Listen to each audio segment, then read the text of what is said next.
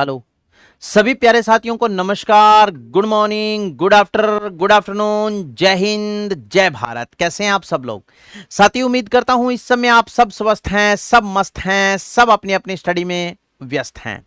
Rajasthan exams RWA परिवार में आप सभी प्यारे बच्चों का हार्दिक स्वागत एवं अभिनंदन है। और स्वागत करने के लिए तैयार है आपका बड़ा भाई, आपका दोस्त, आपका साथी, आपका सहयोगी दीनदयाल पारीक। Very good. आ जाइए प्रिय विद्यार्थियों, आ जाओ प्यारे बच्चों। सभी एक बार सेशन को लाइक और शेयर कीजिए, जल्दी से लाइक कीजिए, साथ में शेयर कीजिए। और आप ये भी बता दीजिए कि ऑडियो वीडियो बिल्कुल ओके है क्या। तो क्या आपकी आज्ञा हो तो मैं आज के सेशन को विधिवत रूप से स्टार्ट करूं। साथियों, आप सभी को बहुत अच्छे से पता है कि ये अपनी सीरीज जो चल रही है ये किसके लिए शुरू की है। ये टारगेट है हमारा राजस्थान सीईटी 2026 ट्वेल्थ और ग्रेजुएशन लेवल की सभी प्यारे विद्यार्थियों का सीईटी क्लियर हो, 40% से ज्यादा सभी के नंबर आए और आगे कोई ग्राम विकास अधिकारी बने, कोई पटवारी बने, कोई कुछ बने, कोई कुछ बने, कोई LDC बने, अलग अलग विभागों में आपकी ज्वाइनिंग हो और हम गर्व से कह सकें कि आज इस विभाग में कोई भी विभाग ऐसा नहीं है जिसमें हमारा प्रिय विद्यार्थी नहीं है। सर वॉइस नहीं आ रही है, किसके पास वॉइस नहीं आ रही है? और बताइए जरा कौन है जिसके पास वॉइस नहीं आ रही है?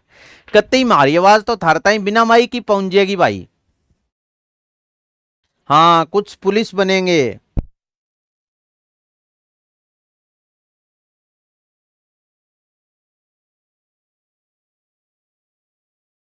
अलग अलग विभागों में आप सभी की ज्वाइनिंग होगी, ऐसी कोई दिक्कत नहीं है, टेंशन मत लो। भगवान आपके सपने को जरूर साकार करने में आपकी सहायता करेंगे। जोर जोर किया हुआ नहीं? हाँ चलो, तो आइए प्यारे बच्चों, आज का जो आपका टॉपिक रहेगा आप सभी को पता है, वो अपने किसके बारे में चर्चा करेंगे आज के इस सेशन में। एक तो अपने चर्चा करेंगे पूर्वी मैदान यानी राजस्थान का भौगोलिक परिचय भौतिक भाग में पढ़ा रहा था, जिसमें आपको सबसे पहले मैंने जो आपको प्रश्नोत्तरी करवाई वो करवाई थी पश्चिमी मरुस्थलीय प्रदेश के बारे में, फिर मध्यवर्ती अरावली, फिर दक्षिणी पूर्वी पठारी प्रदेश और आज पूर्वी मैदान। इसके साथ साथ राजस्थान में भू विरासत स्थल यानी जियो टूरिज्म साइट के बारे में भी चर्चा करेंगे। राजस्थान में 12 भू विरासत स्थल है, वो कौन कौन से और कहां कहां हैं। तो आइए सबसे पहले अपने स्टार्ट करते हैं पूर्वी मैदानी भाग में। आपको मैप पर बता रहा हूं कि कहां पूर्वी मैदान है। सबसे पहले इस सेशन में अपने आपको पता ही है क्या करते हैं, सबसे पहले अपने थ्योरी पढ़ते हैं, है ना।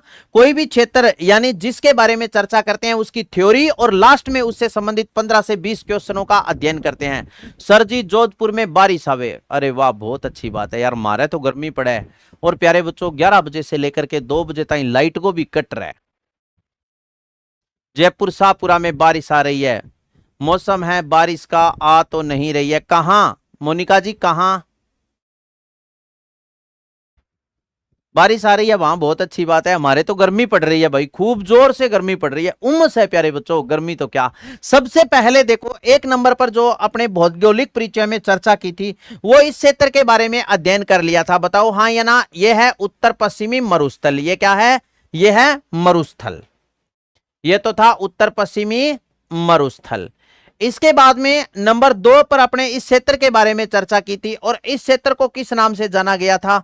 यह जो क्षेत्र है इसको अपने नाम दिया था, नाम दिया नहीं था, है इसका नाम। यह क्षेत्र है अरावली पर्वतीय प्रदेश, तो इसे अपने अरावली पर्वतीय प्रदेश के नाम से जानते हैं। यह है मध्यवर्ती अरावली। यह क्या है? तो इसके बारे में चर्चा करें तो यह है अरावली, बताओ हाँ या ना।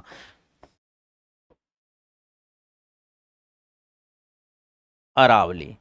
इसके बाद में अपने जो चर्चा की थी वो इसके बारे में बात की थी। ये जो क्षेत्र है, ये क्षेत्र आपको दिखाई दे रहा है, इस क्षेत्र को बोलते हैं दक्षिणी पूर्वी पठारी प्रदेश। इस क्षेत्र को किस नाम से जानते हैं? यह है दक्षिणी पूर्वी पठारी प्रदेश। अब जो बच गया वो क्षेत्र होगा कौन सा? जो बच गया वो क्षेत्र कौन सा होगा? यह है पठारी प्रदेश, दक्षिणी पूर्वी पठारी प्रदेश। और अब ये जो क्षेत्र बच गया इसको बोलते हैं अपने पूर्वी मैदान। ये क्षेत्र क्या है? पूर्वी मैदान। इसको पूर्वी मैदान के नाम से जानते हैं, पूर्वी मैदान। सबसे पहले देखो इसकी बेसिक बातें आपको पता होनी चाहिए भी। इस मैदान का निर्माण नदियों के द्वारा लाई गई जलोढ़ मिट्टी से हुआ। हाँ, आपके तो कादा ही कादा हो गया क्या? कतिया, हमारे तो गर्मी पड़ा है। अब ये देखो बेसिक जानकारी पूर्वी मैदान के बारे में बात करें प्यारे बच्चों, तो सबसे पहले नंबर 1 पर पता होना चाहिए कि पूर्वी मैदान का निर्माण कब हुआ था। तो निर्माण देखो सुनो, इस क्षेत्र का निर्माण नियोजोइक महाकल्प के प्लीस्टोसीन युग में हुआ था। ठीक है ना? पूर्वी मैदान का निर्माण कब हुआ था? तो आपका उत्तर होगा कि जी इसका निर्माण तो नियोजोइक महाकल्प के कौन से युग में हुआ था? नियोजोइक महाकल्प के प्लीस्टोसीन युग में क्या होता है साथी? इसका निर्माण होता है। निर्माण कब हुआ? नियोजोइक महाकल्प के प्लीस्टोसीन युग में। फिर आगे देखो, इसके बाद में नेक्स्ट जो बात आ जाती है, इसका क्षेत्रफल कितना है? तो 23%। और यहां जनसंख्या निवास करती है 39%। यह सर्वाधिक जनघनत्व वाला क्षेत्र है। सबसे ज्यादा लोग कहां रहना पसंद करेंगे? सबसे ज्यादा लोग वहां रहना पसंद करेंगे जहां आय के साधन अच्छे होंगे। ठीक है ना? जहां इनकम के सोर्स अच्छे होंगे वहां लोग ज्यादा रहना पसंद करेंगे। जहां इनकम के सोर्स नहीं होंगे वहां लोग रहना पसंद नहीं करेंगे।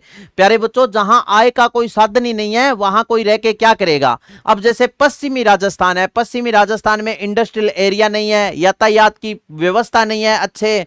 ठीक है? पेयजल यानी जल की क्या रहता है? जल का संकट रहता है, बारिश कम होती है। ठीक है? इनकम का कोई सोर्स है ही नहीं। तो इंसान ऐसा तो है नहीं कि जूझला है। जूझला जानते हो क्या? बड़ी सी टिट्टण है नहीं, मिट्टी वाली इडी मोटी टिट्टण हो गया काले रंगी। इंसान कोई जूझला तो है नहीं जो मिट्टी में रहेगा और मिट्टी को खाएगा और अपना जीवन यापन करेगा। नहीं, मनुष्य की अनेक प्रारंभिक आवश्यकताएं हैं। हाँ या ना? तो सबसे ज्यादा जनसंख्या पूर्वी मैदान में निवास करती है। इसका कारण क्या है? यहां इनकम के सोर्स अच्छे हैं।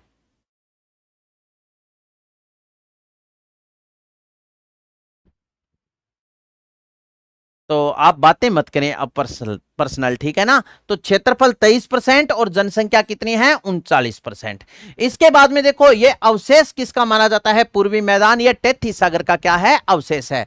यहां पर मिट्टी कैसी है? तो यह है जलोढ़ मिट्टी। जलोढ़ मिट्टी वो होती है जो नदियों के द्वारा बहा कर लाई जाती है। नदी बेसिन क्षेत्र में या जिस क्षेत्र में या जहां नदियां ज्यादा बहती है वहां जलोढ़ मृदा का क्या होता है? विस्तार।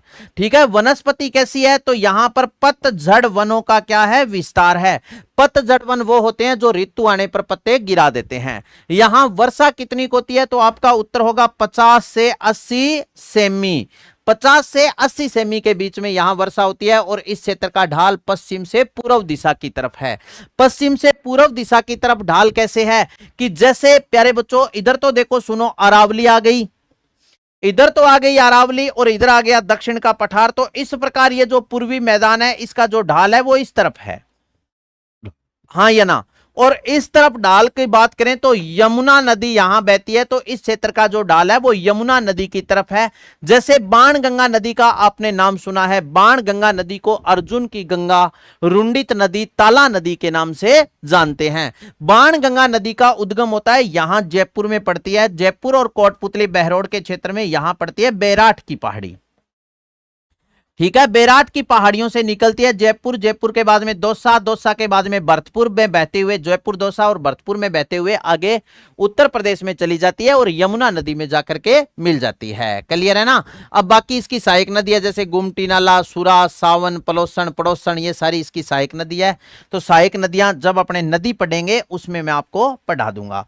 तो इस क्षेत्र का ढाल हो गया पश्चिम से पूर्व दिशा की तरफ। हाँ, क्लियर है? तो पश्चिम से पूर्व दिशा की तरफ क्या है? पूर्वी मैदान का ढाल है।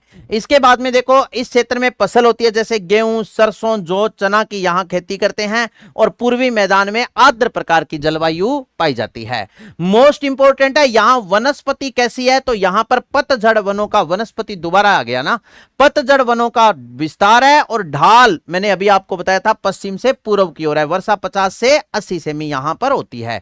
यह है इस मैदान की बेसिक बात। कौन सी? पूर्वी मैदान की। ये है सारी बेसिक बातें, ठीक है। जैसे जौ है, गेहूं है, चना है, ये यहां पर क्या करते हैं? मुख्य फसल लेते हैं। जैसे बाजरा भी यहां पर बोते हैं। सर्वाधिक बाजरे का उत्पादन राजस्थान के अलवर जिले में होता है। तो गेहूं, सरसों, जौ, चना, इसके बाद में अपने यहां बाजरा भी लिख सकते हैं। सबसे ज्यादा बाजरे का उत्पादन अलवर जिले में होता है, जो पूर्वी राजस्थान में ही पड़ता है, ठीक है। फिर इसके बाद में आ जाओ, आगे की और बातें बताऊंगा कि इस मैदान का विस्तार राजस्थान के कितने जिलों में है, और इस मैदान का जो विस्तार राजस्थान के कितने जिलों में है, फिर ये जो मैदान है क्या ये कृषि हेतु उपयोगी है, क्या कृषि हेतु उपयोगी नहीं है, वो भी सारी बातें जान लेंगे। फिर इससे संबंधित क्या करेंगे? प्रश्न करेंगे। तो ये देखो सुनो, यह क्षेत्र राजस्थान का हृदय स्थल कहलाता है। राजस्थान का हृदय स्थल क्यों कहलाता है? क्योंकि सबसे ज्यादा औद्योगिक क्षेत्र है, सबसे ज्यादा यहां पर जनसंख्या है, सर्वाधिक उत्पादन होता है। अलवर में होता है, बिल्कुल होता है तंबाकू का उत्पादन। पूर्वी मैदान ये गंगा यमुना के मैदान से मिला जुला क्षेत्र है, और यहां राज्य का सर्वाधिक उपजाऊ व औद्योगिक इकाइयां हैं। ये राज्य का एक तो सर्वाधिक उपजाऊ क्षेत्र है, और एक यहां सर्वाधिक औद्योगिक इकाइयां हैं। विस्तार इसका राजस्थान के 13 जिलों में है। जैसे प्यारे बच्चों, अपने नए जिलों से पहले बात करें, भी राजस्थान में नए जिलों के गठन से पहले बात करें तो इसका विस्तार राजस्थान के 10 जिलों में था। पूर्वी मैदान का विस्तार राजस्थान के कितने जिलों में था? 10 जिलों में। नए जिलों के गठन के बाद इनका विस्तार कितने जिलों में हो गया? 13। तो 3 जिला नया बने हैं। एक तो जैसे मान लो ये कोटपुतली बैरोड है, एक खैरथल तिजारा है, और एक डीग है। कोटपुतली बैरोड, खैरथल तिजारा और डीग 3 जिला इस क्षेत्र में नए बन गए। तो कितने हो गए? 13। पहले कितने जिलों में थे? था 10 जिलों में, और वर्तमान में 13 जिलों में। अब देखो कौन कौन से 13 ऐसे जिले हैं जिसमें इस पूर्वी मैदान का विस्तार है। जैसे यहां से अपने स्टार्ट करें,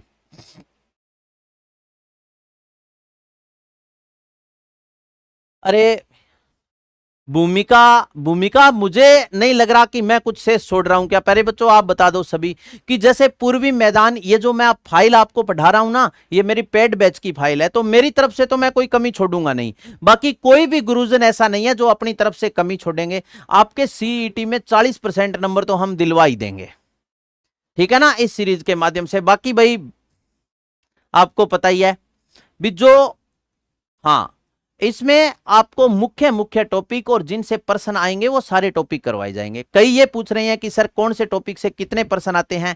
तो अभी साथियों ये क्लास आपकी 2 बजे और होगी। मैं 2:20 पर रामकुमार सर के पास पुनः यूट्यूब पर आऊंगा, जिसमें आपको ये बताऊंगा कि सीईटी में किस टॉपिक से राजस्थान जीके को कैसे आप तैयार कर सकते हैं, ठीक है ना। क्योंकि मैं आपको पूरा डीपली पढ़ा रहा हूं, मैं कुछ भी शेष नहीं छोड़ रहा। और अगर आपको यह इच्छा है कि हम आराम से पढ़ें, यूट्यूब पर ही पढ़ें, तो कंप्यूटर अनुदेशक में मैंने कंप्लीट ज्योग्राफी करवा रखी है। ओल्ड स्टूडेंट को पता है, सही है। जो मेरे से पहले स्टूडेंट पढ़े हैं उनको सब पता है। यशवंत दाइमा, तेरे तो 80% आ ही जाएंगे, तेरे को 80 में दिक्कत ही नहीं है यशवंत। अगर तेरा 80 कमा हुआ है तो फिर मैं तो लट्ठों कुटूंगा, ध्यान रखी,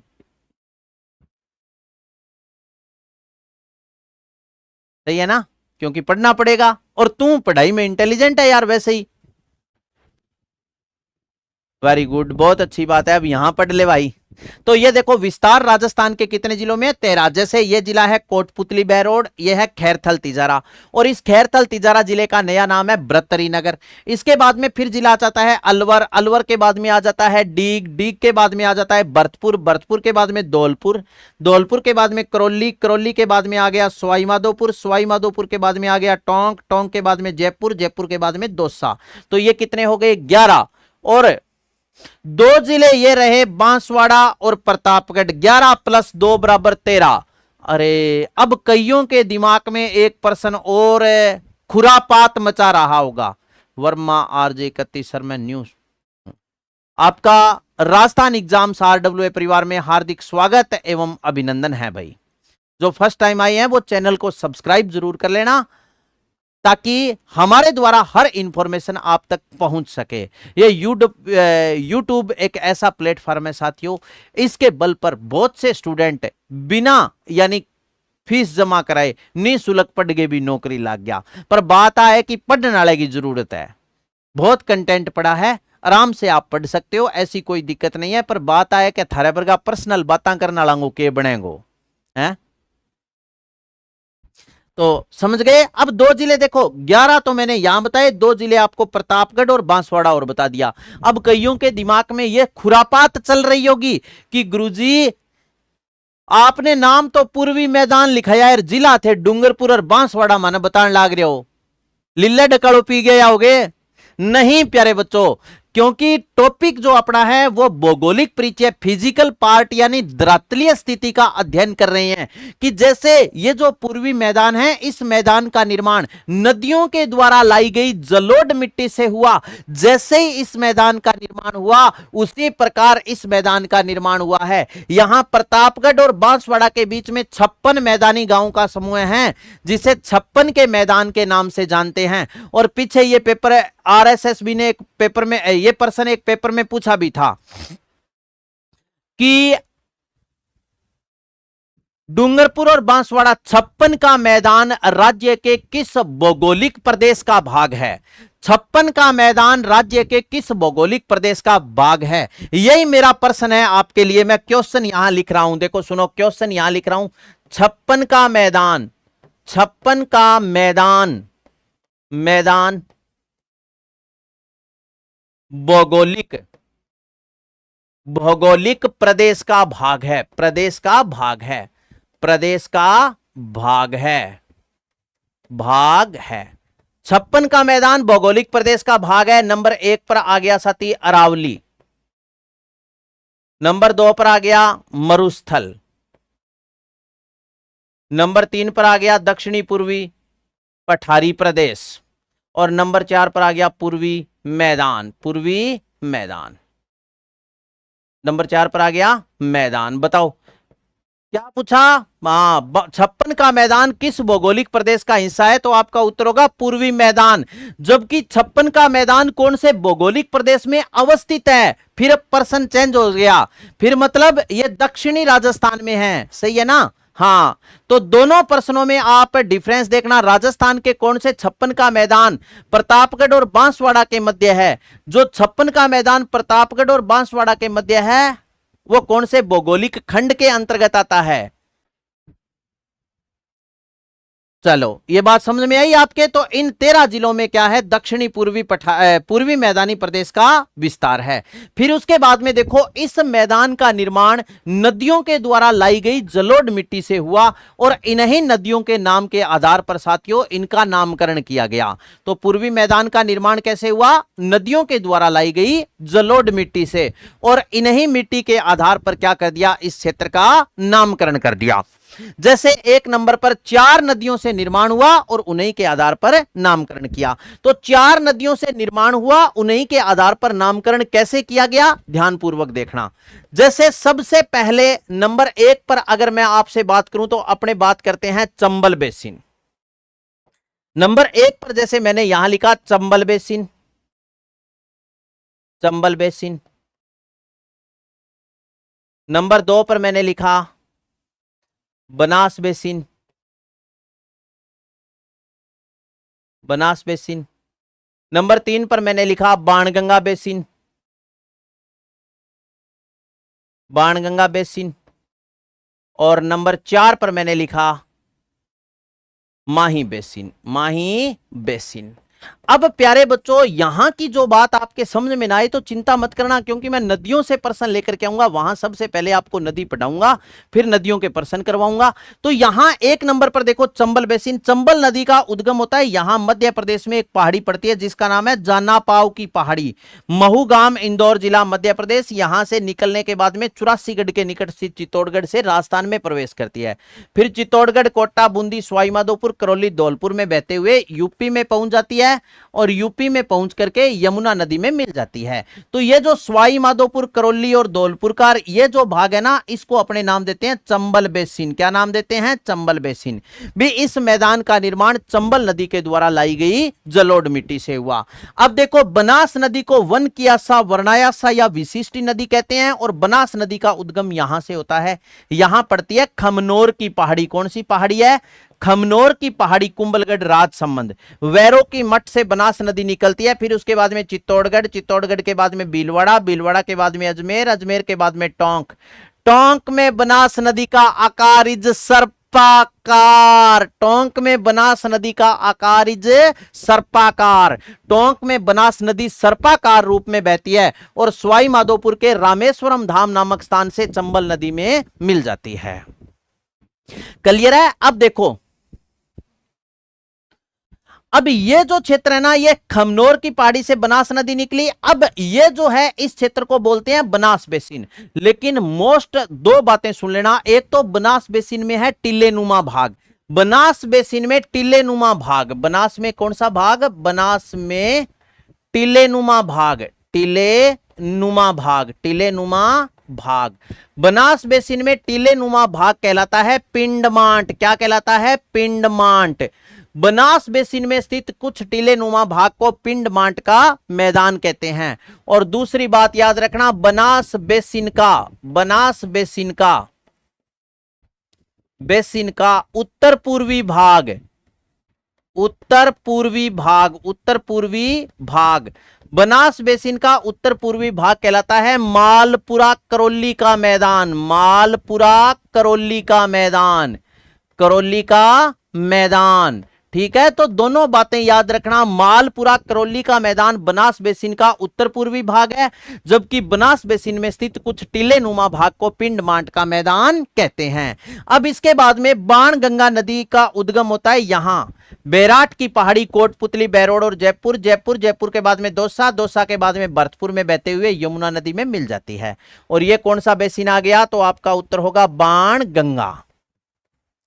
बाणगंगा बेसिन है, जैसे जयपुर है, अलवर है, दौसा है, भरतपुर है, ये जिला आ गया बाणगंगा बेसिन में। इसके बाद में नेक्स्ट एंड लास्ट यहां से निकलती है माही नदी। माही नदी का उद्गम होता है कौन सी पहाड़ी से? माही नदी का उद्गम होता है भाई मध्य प्रदेश में होता है, सरदारपुरा गांव, धार जिला, मध्य प्रदेश। अममोरू की पहाड़ी, अममोरू की पहाड़ी। वैसे अममोरू की पहाड़ी पड़ती है मिंडा में, मिंडा नामक स्थान, मिंडा। अममोरू की पहाड़ी मेहत झील, सरदारपुरा, धार जिला, मध्य प्रदेश से निकलती है और यहां 84गढ़ के निकट से चित्तौड़गढ़ से राजस्थान में प्रवेश करती है। फिर चित्तौड़गढ़, कोटा, बूंदी, अममोरू की पहाड़ी मध्य प्रदेश मिंडा से निकलती है और खांदू गांव बांसवाड़ा से, प्यारे बच्चों, खांदू गांव बांसवाड़ा से राजस्थान में प्रवेश करती है। और प्रवेश करने के बाद में बांसवाड़ा, प्रतापगढ़, डूंगरपुर, बांसवाड़ा की सीमा बनाते हुए गुजरात के महिसागर जिले में प्रवेश कर खंबात की खाड़ी के माध्यम से अरब सागर में जाकर के गिरती है और इसे अपने नाम देते हैं कौन सा? माही बेसिन। तो यहां प्रतापगढ़ और बांसवाड़ा के बीच में ये जो क्षेत्र है इसे बोलते हैं 56 का मैदान, 56 का मैदान। इस मैदान का निर्माण माही नदी से हुआ और ये 56 गांव हैं जो मैदानी क्षेत्र के गांव हैं। इनको जितने भी जल की आवश्यकता होती है वो जलापूर्ति करती है कौन सी नदी? जलापूर्ति करने वाली नदी कौन सी है? तो आपका उत्तर होगा माही नदी। इसलिए 56 के मैदान के नाम से इसे जानते हैं। तो ठीक है, ये इसके कितने भाग थे? 4 भाग थे और इन्हीं के आधार पर क्या किया गया था? इस क्षेत्र का नामकरण किया गया था। ठीक है, तो अब अपने आगे चर्चा करते हैं साथियों इससे संबंधित विभिन्न प्रश्नों के बारे में। मैंने आपको यही कहा था कि सबसे पहले मैं आपको पूर्वी मैदान थ्योरी के रूप में पढ़ाऊंगा, फिर उसके बाद में इसी पूर्वी मैदान के प्रश्न करवाऊंगा। और आज के टॉपिक में अपनी 2 बातें करेंगे। एक बात करेंगे राजस्थान में जियो टूरिज्म साइट, यानी राजस्थान में भू विरासत स्थल है 12, वो कौन कौन से हैं। तो आइए आज के सेशन का पहला ही क्वेश्चन अब आपके सामने स्क्रीन पर आएगा। उम्मीद करूंगा इस प्रश्न का आप मुझे सही उत्तर देंगे। निम्नलिखित में से कौन सा पूर्वी मैदानों का भाग नहीं है? कोटा, अजमेर, बूंदी, माउंट आबू। निम्न में से कौन सा पूर्वी मैदान का भाग नहीं है? इसमें से एक ऐसा है जो पूर्वी मैदान का भाग नहीं है। माओजी ने माही नदी के किनारे 1727 में, वो बात मैं नहीं पढ़ा रहा प्यारे बच्चों, मैंने माही बेसिन की बात की है। जब आगे नदियों की बात आएगी तो मावजी, माघ पूर्णिमा, आदिवासियों का प्रसिद्ध मेला, नवाटापुरा, वेणेश्वर, डूंगरपुर, सारी बातें आ जाएगी। ठीक है ना? हाँ, वेरी गुड। तो निम्न में से कौन सा पूर्वी मैदानों का भाग नहीं है? तो आपका उत्तर होगा कौन सा नहीं है? माउंट आबू नहीं है। माउंट आबू राजस्थान में कहां पड़ता है? तो आपका उत्तर होगा माउंट आबू पड़ता है सिरोही में। और ये जो माउंट आबू है ये मुख्यतः किस में शामिल होता है? तो ये अरावली पर्वतीय प्रदेश है। किस में है? अरावली में। अरावली में क्या आता है? ये शामिल है, अरावली में शामिल है। नेक्स्ट, नया मोस्ट इंपोर्टेंट याद रखना, माउंट आबू का नया नाम। माउंट आबू का नया नाम, आबू का नया नाम, नया नाम, माउंट आबू का नया नाम क्या कर दिया? तो आपका उत्तर होगा आबूराज कर दिया। माउंट आबू का नया नाम है आबूराज। इसी प्रकार जैसे आपसे पूछ ले खैरथल तिजारा का नया नाम, तो भाई खैरथल तिजारा का नया नाम, खैरथल तिजारा का नया नाम, तिजारा का नया नाम, नया नाम, खैरथल तिजारा का नया नाम क्या है? बताओ जल्दी से, खैरथल तिजारा का नया नाम क्या है? खैरथल तिजारा का नया नाम है भर्तहरि नगर, भर्तहरि नगर। खैरथल तिजारा का नया नाम भर्तहरि नगर है। फिर अगर मैं आपसे पूछूं तो आप मुझे यह बताओ कि फाय सागर झील का नया नाम क्या है? फाय सागर झील, फाय सागर झील, इसका झील, इसका नया नाम क्या है? नया नाम फाय सागर झील का नया नाम है भाई वरुण सागर, वरुण सागर। फाय सागर झील का नया नाम क्या है? वरुण सागर। तो ये आप याद रखना, इन नामों के बारे में भी प्रश्न पूछ सकते हैं। सीईटी 12th ग्रेजुएशन लेवल वालों, आपके ज्यादा डीपली मैटर नहीं आएगा, इसी प्रकार के क्वेश्चंस पूछे जाएंगे। क्लियर है ना? चलिए आगे नेक्स्ट प्रश्न फिर आपके सामने है। उपजाऊ भूमि, सिंचाई सुविधाएं, औद्योगिकरण का बढ़ता चरण, दिल्ली से निकटता एवं परिवहन सुविधाएं आदि किस क्षेत्र से संबंधित है? पश्चिम से, उत्तरी क्षेत्र से, पूर्वी क्षेत्र से, दक्षिणी क्षेत्र से? बताओ। उपजाऊ भूमि, सिंचाई सुविधा, औद्योगिकरण का बढ़ता चरण, दिल्ली से निकटता एवं परिवहन सुविधाएं आदि किस क्षेत्र से संबंधित है? Very good. बताओ पश्चिम से है क्या? पश्चिम से तो नहीं है। पश्चिम से इससे संबंध क्या है? पश्चिम से संबंध है, देखो सुनो, इससे संबंधित है, इससे संबंधित क्या है? जैसे आपसे पूछ ले, इससे संबंधित है जैसे बंबुलिया, पश्चिम से क्षेत्र संबंधित है जैसे बंबुलिया। इसके बाद में है बालू का स्तूप, बालू का स्तूप, कम जनसंख्या, कम उद्योग, ये सारे पश्चिमी राजस्थान में हैं। जबकि सबसे ज्यादा इंडस्ट्रियल एरिया, सबसे ज्यादा डेवलप एरिया कौन सा है? तो पूर्वी मैदान है। कौन सा क्षेत्र है? पूर्वी मैदान। दक्षिणी पूर्वी क्षेत्र है, इसमें पठार है। ठीक है, अब जैसे इंद्रप्रस्थ औद्योगिक क्षेत्र है कोटा में, ऐसी बात नहीं है, लेकिन जितना विकसित डेवलपमेंट एरिया पूर्वी मैदान है, ऐसा कोई भी एरिया नहीं है। चलिए नेक्स्ट बताओ, राजस्थान के किस प्रदेश क्षेत्र में मुख्यतः बीहड़ पाए जाते हैं? बीहड़ लूणी बेसिन में, माही बेसिन में, बनास बेसिन में, चंबल बेसिन में? बताइए जल्दी से, राजस्थान के किस बेसिन में मुख्यतः बीहड़ पाए जाते हैं? डी उत्तर है सभी का। Very good. Happy, Ammi, Mukesh, Manisha, REET, official, Sandeep, very good very good very good. Sir mock test चालू कर दी। कौन है भाई? नाम चला गया यार, थोड़े कमेंट ज्यादा भाग गए थे तो मेरे को नाम ना पता चला। भाई आपका क्या है? कोई मॉक टेस्ट आपके स्टार्ट हो जाएंगे, जल्द स्टार्ट हो जाएंगे, ऐसी कोई दिक्कत नहीं है। मोनिका जी, सभी का डी उत्तर है, चालू कर देंगे। अजीत मीणा जी, मॉक टेस्ट स्टार्ट हो जाएंगे। तो कौन सा मुख्यतः बीहड़ कौन से बेसिन में पाए जाते हैं? तो आपका उत्तर होगा चंबल बेसिन में। लूणी बेसिन की दो तीन बातें याद रखना। लूणी बेसिन में एक तो ऐसा आती है अस्थायी गड्ढे, अस्थायी गड्ढे, अस्थायी गड्ढे हैं जिन्हें क्या कहते हैं? सेवज कहा जाता है। लूणी बेसिन में कुछ अस्थायी गड्ढे पाए जाते हैं जिन्हें सेवज कहा जाता है। तो कौन से बेसिन की विशेषता हो गई? लूणी बेसिन। दूसरा, इसे बोलते हैं गोडवान बेसिन। क्या बोलते हैं? गोडवान बेसिन। लूणी बेसिन का अन्य नाम क्या है? गोडवान बेसिन है। माही बेसिन की एक तो विशेषता है साथी, छप्पन का मैदान, 56 का मैदान, माही बेसिन में है 56 का मैदान, ठीक है। और बनास बेसिन की विशेषता आप याद रखना, एक तो है पिंडमांट, बनास बेसिन में कुछ अस्थायी गड्ढे पाए जाते, एक तो पिंडमांट है बनास बेसिन में, और पिंडमांट के अलावा बनास बेसिन में आप याद रखना मालपुरा, मालपुरा करौली मैदान, करौली का मालपुरा करौली का मैदान, ठीक है। ये दोनों के दोनों कहां है, बनास बेसिन में।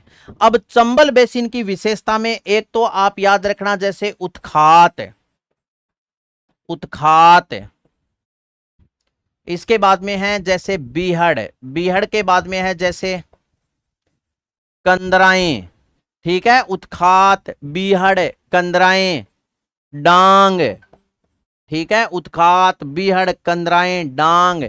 और एक है बनास चंबल बेसिन में क्या होती है, सेम की समस्या के निदान हेतु राजाड़ परियोजना, राजाड़ परियोजना, इन सभी का जो संबंध है वो किससे ऐसा थी, तो आपका उत्तर हो जाएगा चंबल बेसिन, उत्खात, बीहड़, कंदराएं, डांग, राजाड़ परियोजना, ये सारा चंबल बेसिन से संबंध रखते हैं। चलिए नेक्स्ट प्रश्न फिर बताओ, निम्न में से कौन सी नदी बेसिन राजस्थान के पूर्वी मैदानी प्रदेश का भाग नहीं है, बनास बाणगंगा, चंबल बेसिन, मध्य माही बेसिन, लूणी बेसिन, बताओ जल्दी से।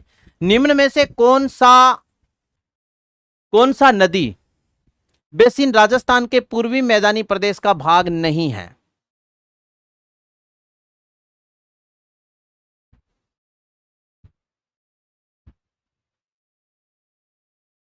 D D D C D C D, अरे हाँ डी सी डी, कौन सी नहीं है, लूणी बेसिन नहीं है। क्यों नहीं है, क्योंकि लूणी बेसिन ये है कहां, तो ये आपका उत्तर हो जाएगा पश्चिमी राजस्थान, ये पश्चिमी राजस्थान में है। और ये बाकी की देखो सुनो, मध्य माही बेसिन यहां पर क्या है, 56 का मैदान है, बनास और बाणगंगा बेसिन है, चंबल बेसिन भी है। क्लियर है। चलिए आगे नेक्स्ट प्रश्न बताओ, बताओ जल्दी से। राजस्थान का पूर्वी मैदानी भाग राजस्थान राज्य के कुल भौगोलिक क्षेत्र का लगभग कितना प्रतिशत धारित करता है, 23, 61, 19, 13, बताओ।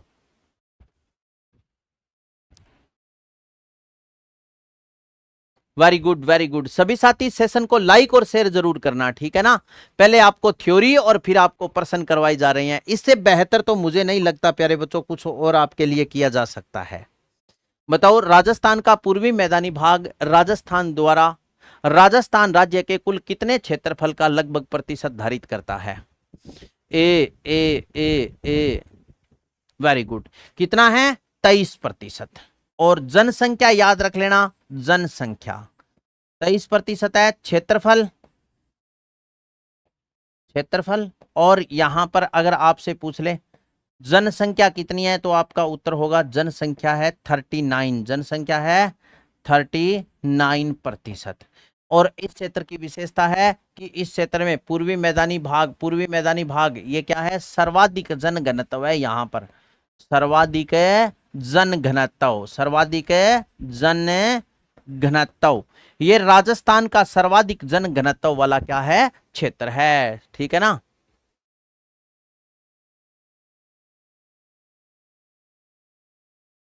चलिए आगे आइए, नेक्स्ट प्रश्न फिर बताओ। वागड़ के नाम से भी जाना जाता है मध्य माही का मैदान, बनास का मैदान, हाड़ौती का पठार, चंबल बेसिन, बताओ। वागड़ के नाम से भी जाना जाता है, वागड़ के नाम से कौन जाना जाता है, वागड़, वागड़ के नाम से भी जाना जाता है, वागड़ के नाम से कौन जाना जाता है, ए, चलो, वागड़ के नाम से कौन जाना जाता है, मध्य माही बेसिन का मैदान वागड़ के नाम से जाना जाता है। और वैसे वागड़ में अगर आपसे पूछ ले तो इसमें आ जाता है डूंगरपुर, डूंगरपुर, और इसके साथ साथ डूंगरपुर बांसवाड़ा का क्षेत्र, बांसवाड़ा का क्षेत्र, बांसवाड़ा का क्षेत्र, डूंगरपुर और बांसवाड़ा का क्षेत्र क्या कहलाता है, तो आपका उत्तर होगा वागड़ कहलाता है, ठीक है। क्या कहलाता है, वागड़ कहलाता है। हाड़ौती का पठार इसे क्या बोलते हैं, हाड़ौती का पठार इसे बोलते हैं माल प्रदेश, क्या बोलते हैं, माल प्रदेश के नाम से जाना जाता है। दूसरा याद रखना, ज्वालामुखी निर्मित है, ये ज्वालामुखी निर्मित, ज्वालामुखी निर्मित है, ठीक है, ज्वालामुखी निर्मित, या ऐसे बोल सकते हैं यह ज्वालामुखी के दरारी उद्गार से क्या है, निर्मित है। क्लियर है। चलो नेक्स्ट बताओ, निम्न में से कौन सा उत्खात भूमि स्थलाकृति के लिए प्रसिद्ध है? उत्खात स्थलाकृति राजस्थान के कौन से बेसिन में देखी जाती है? तो आपका उत्तर होगा चंबल बेसिन। चंबल बेसिन में कौन सी स्थलाकृति पाई जाती है? तो आपका उत्तर हो जाएगा उत्खात स्थलाकृति। कहां पाई जाती है? चंबल बेसिन में। चलिए नेक्स्ट, अब गग्गर बेसिन की भी 2-3 बातें याद रखना। गग्गर बेसिन, गग्गर बेसिन में एक तो आप याद रखना भाई, यहां गग्गर बेसिन, इसकी मिट्टी क्या कहलाती है? मिट्टी कहलाती है काठी, काठी या बग्गी। गग्गर बेसिन की मिट्टी को बोलते हैं काठी या बग्गी। और गग्गर बेसिन यहां है जलोढ़ मृदा। कैसी मृदा है? जलोढ़ मृदा। ठीक है, इसमें जिले आ जाते हैं कौन सा? एक तो है हनुमानगढ़ और दूसरा जिला है श्री गंगानगर। श्री गंगानगर, हनुमानगढ़ और गंगानगर का भाग इसमें क्या है? शामिल है। ठीक है, गग्गर नदी का उद्गम शिवालिक या कालका हिमाचल प्रदेश से होता है। राजस्थान में कौन सा जिला डांग की रानी के नाम से प्रसिद्ध है? राजस्थान में कौन सा जिला डांग की रानी के नाम से प्रसिद्ध है? सवाई माधोपुर, टोंक, जयपुर और करौली। इसमें से एक ऐसा जिला है जो डांग की रानी के नाम से जाना जाता है, बताओ। राजस्थान में कौन सा जिला डांग की रानी के नाम से प्रसिद्ध है? डांग की रानी।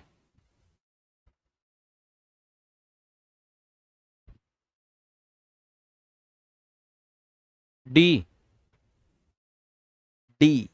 चलो, डांग की रानी के नाम से कौन जाना जाता है? राजस्थान का करौली जिला जाना जाता है। अगर आपसे पूछ ले डांग का राजा, तो आपका उत्तर क्या होगा?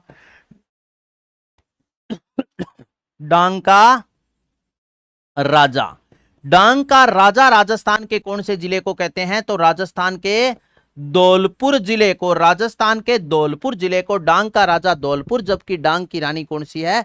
करौली जिला है। ठीक है, करौली जिला डांग की रानी, धौलपुर डांग का राजा। एक बात सुनना, जैसे आपसे पूछ लेना साथी टोंक के बारे में, तो याद रखना टोंक, टोंक में क्या की गई थी? यहां की गई थी सर्वप्रथम राजकीय बस सेवा शुरू।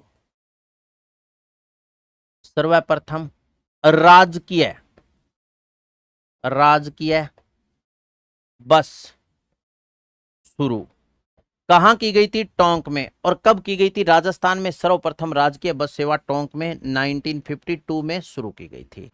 टोंक की दूसरी विशेषता याद रखना कि टोंक की दूसरी विशेषता है राजस्थान की आकृति, राजस्थान की आकृति के समान आकृति, आकृति के समान, समान आकृति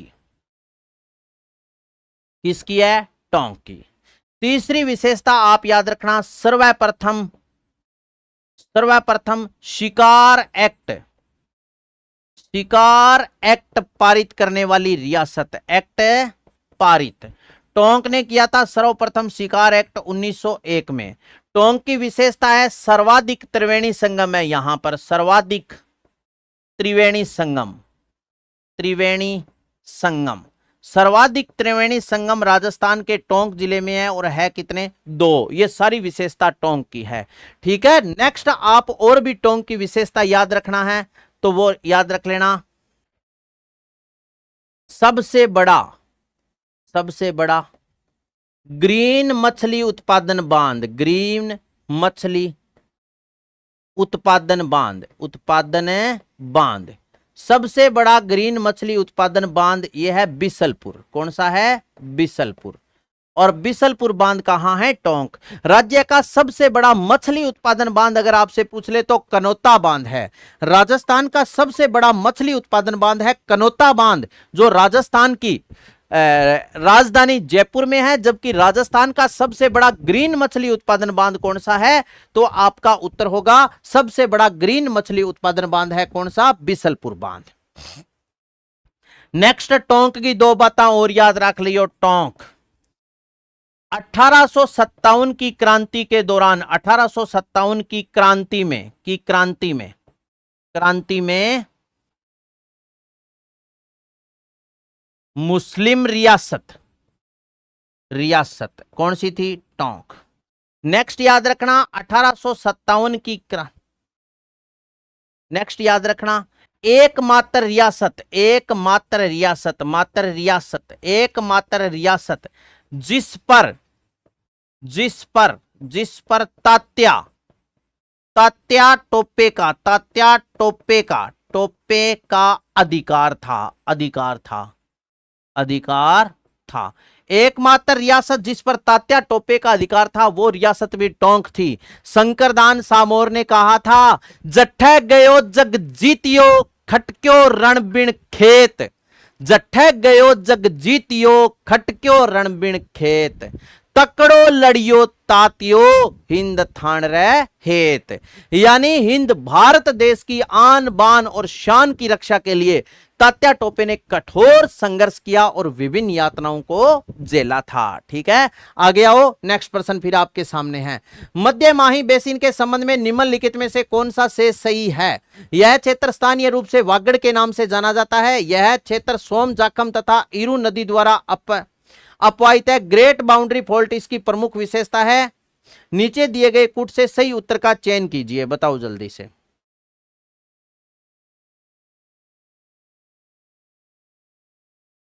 ए बी, ए और बी दोनों सही है, ओनली केवल ए सही है, बी और सी सही है, ए बी और सी तीनों सही है। बताओ एकमात्र रियासत जहां अंग्रेजों का साथ देने वाले भी मुस्लिम।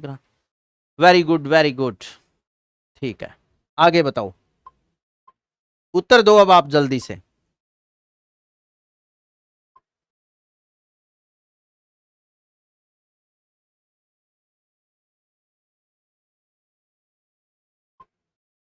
बताओ।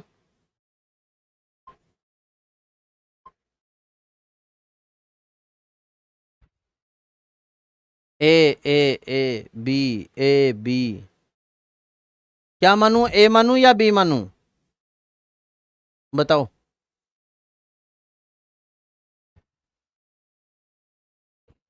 एक नंबर, कई बी बता रहे हैं, कई एक नंबर बता रहे हैं। देखो सुनो, यह क्षेत्र स्थानीय रूप से वागड़ के नाम से जाना जाता है, यह बात सही है। यह क्षेत्र सोम, जाखम तथा इरू नदियों द्वारा अपवाहित है, यह बात भी बिल्कुल सही है। ठीक है, great boundary fault, great boundary fault यह बात गलत है, तो ए और बी सही है, यह सी सही नहीं है। ग्रेट बाउंड्री फॉल्ट इसकी प्रमुख विशेषता नहीं है, फिर यह सही होता। ग्रेट बाउंड्री फॉल्ट सतूर बूंदी में है, सतूर बूंदी और यहां पर है, तो ये इसकी विशेषता नहीं है। ठीक है ना, चलो नेक्स्ट बताओ। छप्पन का मैदान प्रतापगढ़ और बांसवाड़ा के मध्य स्थित मैदान है, जिसे अपने बोलते हैं छप्पन का मैदान। ठीक है, बांसवाड़ा कुशलगढ़ के मध्य नहीं है, बांसवाड़ा और डूंगरपुर के नहीं है, चित्तौड़गढ़ और प्रतापगढ़ के भी नहीं है। ठीक है, नेक्स्ट बताओ। छप्पन का मैदान राजस्थान के निम्न में से किस भौतिक क्षेत्र का हिस्सा है? बहुत सुंदर प्रश्न है, बताओ छप्पन का मैदान राजस्थान के निम्न में से किस भौतिक क्षेत्र का हिस्सा है? पश्चिमी शुष्क क्षेत्र, अर्ध शुष्क क्षेत्र, पूर्वी मैदानी क्षेत्र, दक्षिणी पूर्वी पठारी क्षेत्र। ये देखो सुनो, ये प्रश्न पीछे पेपर में पूछा गया प्रश्न है, बहुत से साथी ऐसे थे जिन्होंने ये प्रश्न गलत कर दिया था। तो पूर्वी मैदानी क्षेत्र का हिस्सा है, क्योंकि पूर्वी मैदानी क्षेत्र में अपने ऐसे पढ़ते हैं कि छप्पन का मैदान ये बनास माही बेसिन में स्थित है, जबकि दक्षिणी पूर्वी पठारी प्रदेश में तो है, लेकिन पूर्वी मैदान का क्या है, हिस्सा है। अरावली आ जाता तो अरावली में है ये। नेक्स्ट आइए, बताइए साथियों, मालपुरा करौली का मैदान किस नदी बेसिन का भाग है? मालपुरा करौली का मैदान किस नदी बेसिन का भाग है? बताओ, मालपुरा करौली का मैदान किस नदी बेसिन का भाग है? बताइए जल्दी से, मालपुरा करौली का मैदान किस नदी बेसिन का भाग है? मालपुरा करौली का मैदान किस नदी बेसिन का भाग है? Chambal, Banas, Luni, Yamuna. Very good, Banas basin का भाग है। ठीक है, बनास बेसिन का भाग है मालपुरा करौली का मैदान। क्लियर है, नेक्स्ट बताइए। बनास मैदान के संदर्भ में निम्नलिखित कथनों में से असत्य कथन है। यह मैदान कृषि के लिए अनुपयुक्त है और इसकी औसतन समुद्र तल से ऊंचाई 150 से 300 मीटर है। यहां जलोढ़ मृदा का जमाव पाया जाता है। इसका ढाल पश्चिम की ओर है। बताइए। हाँ, बनास मैदान के संदर्भ में निम्नलिखित में से कौन सा कथन है?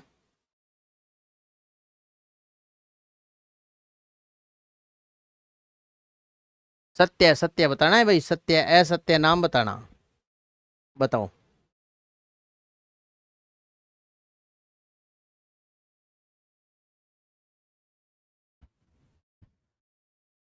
देखो सुनो, यह मैदान कृषि के लिए अनुपयुक्त नहीं, ये गलत है, ये कृषि का मैदान उपयुक्त है, यहां पर खेती कर सकते हैं, तो ये गलत हो गई। इसकी औसतन ऊंचाई 150 से 300 मीटर है, यहां जलोढ़ मृदा के जमाव है, ये सही है। इसका ढाल पश्चिम, ये गलत है। इसका ढाल किस तरफ है, अगर आपसे पूछ ले तो पूर्व दिशा की तरफ है। बताओ, पश्चिम की तरफ थोड़ी है, इधर थोड़ी है, इधर है पूर्व की तरफ।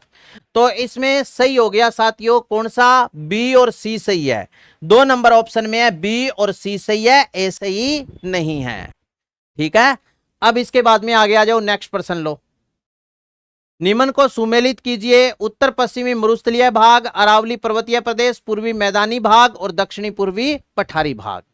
देखो, उत्तर पश्चिमी मरुस्थलीय भाग है, यहां पर आपसे पूछा है जनसंख्या है, एक तरफ जनसंख्या। अगर मैं यहां लिख दूं क्षेत्रफल, क्षेत्रफल तो भाई चलो क्षेत्रफल बाद में लिखूंगा। दक्षिणी पूर्वी पठारी प्रदेश, यहां पर जनसंख्या कितनी है, 11% है। तो डी में 2 देख लियो, कौन से में, डी में 2, एक इकट्ठी है। पूर्वी मैदान में 39% जनसंख्या है, तो सी में 1, सी में 1, इमें भी कोनी, इमें भी कोनी, 1 नंबर उत्तर बिल्कुल है, सही है। ए में 4, पश्चिमी 40% है, और अरावली कितना है, 10%।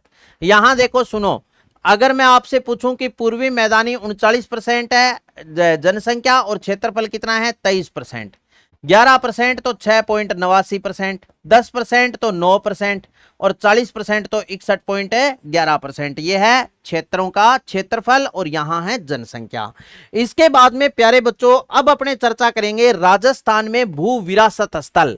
आपसे सीधा पूछा जाएगा कि राजस्थान में भू विरासत स्थल, ये देख लो, राजस्थान में भू विरासत स्थल कितने हैं, तो आपका उत्तर होगा राजस्थान में 12 भू विरासत स्थल है। ये रहे, राजस्थान में भू विरासत स्थल कितने हैं, 12 है। ये लो, अगर मैं आपसे यह पूछूं कि राजस्थान में 12 भू विरासत स्थल है कौन कौन से, तो ये देख लीजिए, ये है राजस्थान में जियो टूरिज्म साइट कितनी है, 12। अगर आपसे पूछ ले सेंद्रा ग्रेनाइट ये कहां है, तो आपका उत्तर क्या होगा, सेंद्रा ग्रेनाइट है पाली में। बर समूह कहां है, पाली में। Stromatolite fossil park Jhamar Kotra, और जाम्बर कोटड़ा कहां पड़ता है, उदयपुर में। गोसन राजपुरा दरिबा राजसमंद में। स्ट्रेमोलाइट पार्क है बोजुड़ा चित्तौड़गढ़ में। अक्कल जीवाश्म पार्क है जैसलमेर में। किशनगढ़ साइट कहां है, अजमेर में। वेल्डेड टफ ये कहां है, जोधपुर में। मलानी जोधपुर इग्निस समूह जोधपुर में है। ग्रेट बाउंड्री फॉल्ट बूंदी में है। जावर समूह उदयपुर में। और रामगढ़ क्रेटर कहां है, 12 में। जावर समूह उदयपुर और रामगढ़ क्रेटर 12, इन दोनों को 2016 में क्या किया गया था, शामिल किया गया था।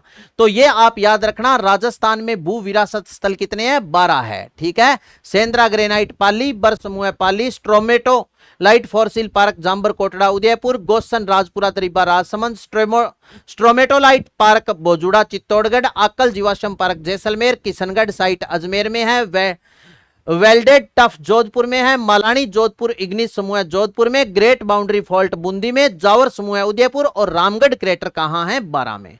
ठीक है, जावर समूह को और रामगढ़ क्रेटर को शामिल किया गया था 2016 में। प्यारे बच्चों, ये जो आज के सेशन में आज तक मैंने आपको राजस्थान का जनरल इंट्रोडक्शन, सामान्य परिचय,